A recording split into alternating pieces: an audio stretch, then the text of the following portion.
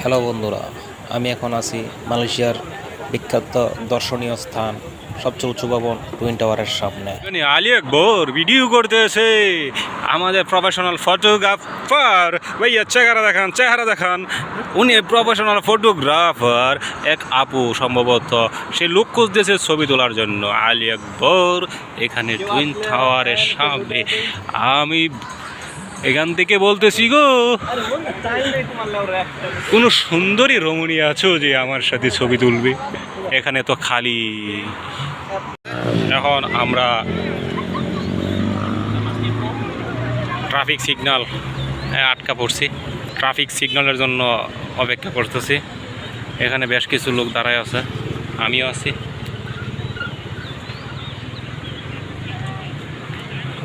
আমরা এখন traffic signal pass হইতেছি।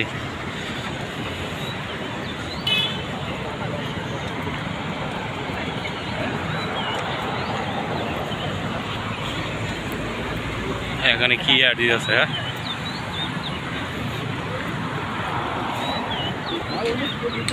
শেষ, পিছনে আরো মানুষ আছে। আমি এখন আছি কেএলসিসি টাওয়ারের নিচে।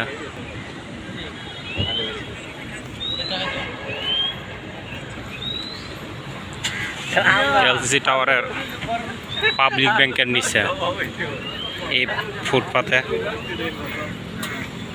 এটাই কুয়ালালামপুর কেএলসিসি টাওয়ার। আমি বিনামিন মনে, আরে আমি আয়েন না তাড়াতাড়ি। কত সুন্দরভাবে ছবি তুলে।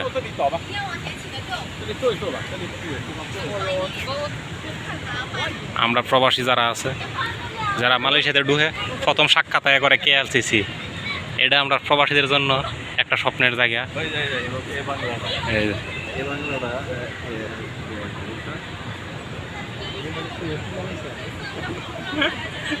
অবশেষে আমরা প্রবাসীরা স্বপ্নের জায়গা মালয়েশিয়া টুইন টাওয়ার চলে আসলাম। এই যে আমার পিছনে দেখতে আছে। আমার কাছে মনে হয় এই টুইন টাওয়ার এর কারণে মালয়েশিয়ার সারা বিশ্বের মধ্যে পরিচিত করা গেছে। এটাই পৃথিবীর সর্বোচ্চ দ্বিতীয় উঁচু ভবন।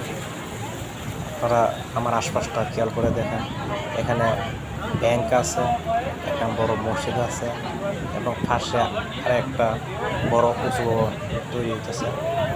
তো এখানে বিভিন্ন দেশের মানুষ ঘোরাঘুরি করার লেগে আইছি, আর আমিও আইছি। এই যে উঁচু একটা ভবন, 96 তলা নাকি 88 তলা এই ভবন। আমি দীর্ঘ 5 বছর পরে এখানে আবার আইলাম ঘোরাঘুরি করবার লেগে। খুব ভালো লাগলো।